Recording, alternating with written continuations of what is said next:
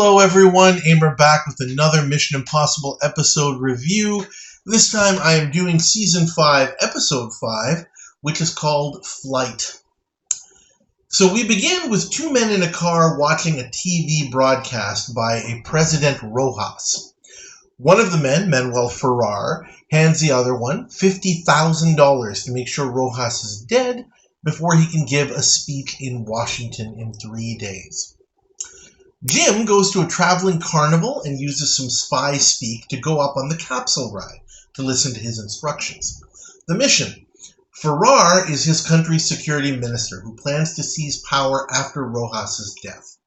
The killer is only known as Plato, and the IMF must learn who Plato is and stop the assassination. We have an apartment scene where we see the team has Doug, but no Willie. We're introduced to Ferrar's accomplice, Chief of Police Diaz, and the team also has a fellow who will substitute for Ferrar, as well as a few other people involved in the plot as extras. The team heads to Ferrar's country, unnamed, where he and Diaz are at the airport for Ferrar's flight, discussing the final details for their takeover. The IMF's two accomplices take seats near Ferrar, with one of them knocking Ferrar out with a ring, allowing the IMF's man to swap appearances with Ferrar. Dr. Doug steps in and says that Ferrar seems to be having a heart attack, so an ambulance is summoned. Barney bumps into Diaz near the water fountain and then can't find his wallet, so he confronts Diaz about it, but it's found on the floor where Barney left it and returned to him. In the hubbub, Diaz doesn't notice paramedics Jim and Paris taking Ferrar away. As the ambulance heads away, a driver causes Paris to veer dangerously, narrowly missing a couple of cyclists, who make a note of the license plate and call the police to report it. The IMF head back to their warehouse, and Diaz's lieutenant tells him that the hospitals have no record of that ambulance or the license plate, and there are no hospitals in the direction the ambulance was headed. It's a warehouse district. Ferrar wakes up on the plane, greeted by stewardess Dana, being told he's been asleep for 3 hours. Some turbulence results in engine trouble. We're shown that this is an elaborate set constructed by the IMF, just like we saw last season in Submarine, with similar effects. There's a panic on the plane, and poor Ferrar is knocked out again, this time by a Doug injection. And the IMF shut the production down. Police arrive to search the area, and Jim tells everyone to get out pronto. Dana decides to go back for the tapes against Jim's orders and is caught by the cops as the rest of the IMF drive away. Diaz arrives and listens to the tapes, putting the story together and figuring out what the IMF was trying to do and why, as Dana stays quiet. He cleverly figures out from the pre-tape dialogue that the plan is to make Ferrar believe he's on an island, so he gets the police to search the coast. Ferrar does indeed wake up near the ocean, seeing the unfriendly faces of Jim, Paris, and some other guy dressed in prison uniforms, who take him into a nearby maze of tunnels, with Jim taking Ferrar's watch. They end up in a small room with more men, a crude table, and Doug on the ground in bad shape, asking for water. Jim, apparently the leader, orders Ferrar locked in a cell for a while until he is brought out by Paris and told that they are the prisoners from the penal colony of San Felipe, who hijacked a transport and killed the crew and guards. An airplane passes overhead and Ferrar wants to run out, but Paris warns him that he'll be killed if he does. Ferrar notices that Paris's uniform indicates the name Marcos. Diaz interrogates Dana, who says that she's Eve Robertson, an actress who is just doing a job for the money, and all she knows is that some people wanted a man named Ferrar to believe he was in a plane crash, and they wanted to find out about someone named Plato. Meanwhile, Ferrar and Doug are brought before a tribal council led by Jim, who needs to decide which one lives, as they don't have enough food for two. Ferrar claims to be an engineer who can help strengthen the cave walls, which are in danger of collapse, while Doug is a doctor who has obvious value to the men. Diaz isn't fooled by Dana's hysterics and continues to demand answers, saying that she's only telling him what he already knows. Dana suddenly becomes very serious and actually admits the whole truth about her mission, asking what she needs to do to save her life. She says she doesn't know where Farrar is because, like Diaz's own agents, she's not told more than she needs to know. And she confronts Diaz that even he doesn't know who Plato is, only Farrar does. She says that she'll be contacted if she goes to the El Conquistador Hotel. And she'll get the information for Diaz, who allows her to be released as part of the plan, but tells his man Parada to keep several close eyes on Dana and not underestimate her one bit. At the council, the votes are 3 each for Farrar and Doug. As Jim is about to cast the tie-breaking vote, Farrar gets up and grabs the gun on the table, shooting Doug with what is the best one-liner in a long time. The deciding vote has been cast. Jim and Doug hear the police bulletin about Dana's escape, while Paris leaves the others and goes away quietly, with Farrar following him to a hidden cave, where Paris is readying a rickety motorboat. Farrar identifies him as Ramon Marcos, part of his security apparatus, even though they never met. Paris says he can't afford to trust that Farrar is telling him the truth because he has information vital to the revolution. Farrar is able to get the gun away from Paris and ask him what he knows, giving him back the gun to earn his trust. Paris says that Plato is a double agent, working with Rojas to eliminate Farrar and Diaz, and drops a name who would know the truth about that. Barney arrives at the hotel under watch, of course, and Dana points out that the room is bugged. They say the expected dialogue for the benefit of Diaz, and Barney says they'll be picked up soon. She turns on the TV to the Rojas broadcast from Washington to cover the sound of Barney opening up the light fixture above. As Paris readies the raft, Farrar shoots one of the guards, and Jim and the others close in on the cave. Farrar tells Paris to stave him off so that he can take the boat and deal with Plato, but Paris whimpers that he doesn't want to be the one left behind. As Jim tells Farrar he'll blow up the cave, Farrar tells Paris that Plato is journalist Jose Santos, and tells him to go to Diaz with the information. Jim relays the information and sets off a small blast, and then suddenly Farrar is surprised that everything has gone quiet and the caves are abandoned. Meanwhile, the hotel room has also gone quiet, so Diaz takes his man into the room but finds it empty. Dana and Barney are hiding out in the ceiling above. Plato is detained as Rojas arrives to give his speech. Diaz figures that Dana and Barney have escaped to the beach, so they head out, allowing the two to leave. The IMF heads away in a van as Farrar leaves the caves and finds no one, so climbs up the hill, realizing he's still in the city and never left, as Diaz pulls up, with the two sharing looks that defy description. Mission accomplished. I'm going to give this episode a grade of A. I have a lot of good things to say about this episode.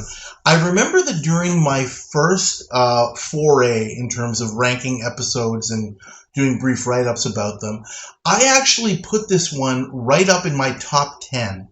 I'm going to have to rethink that just a little bit, and kind of as I talk it out. I do remember that the reason that I did that was because of the way that this episode shares a lot of similarities with Submarine back in season 4, which got a grade of S and totally deserved it because that is absolutely a fantastic episode.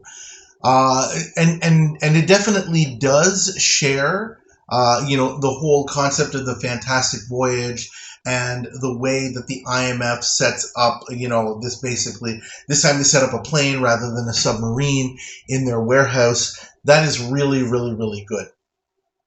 And I remember commenting that obviously this is not quite right up there with Submarine, but I really couldn't put my finger quite on why at the time. But I said that it definitely does to be up there. It deserved to be up there, close to the top. So let me kind of talk it out, and hopefully you'll see a little bit about what I mean. First of all, the good. This is an excellent Power of 5 episode. All of the IMF members have a good role in this one. It could be argued that Barney probably has maybe the least to do and Doug doesn't do a whole heck of a lot, but their roles are important. So I have no problem with that. It's definitely an earned win. The plot and the way it's laid out by the IMF is top notch. I really like it. The guest stars. John Colicos, who we've seen a couple of times, is always excellent here as Farrar. And Lloyd Bautista returns. You probably remember him from back in season 4. He played the dual role of King Salim and Prince Samandal in The Brothers. And I remember commenting that he was really good in that one. He's way better here. I love him in this role.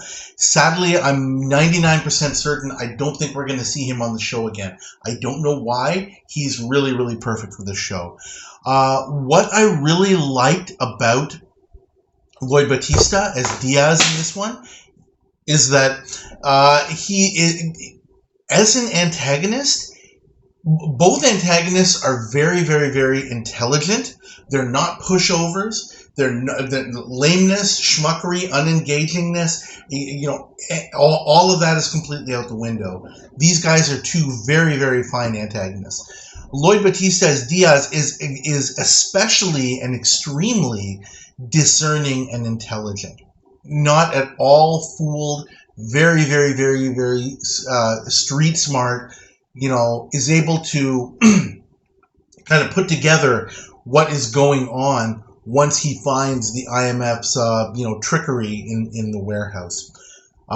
Two scenes in this episode really stand out as great examples of why these two guys are great antagonists.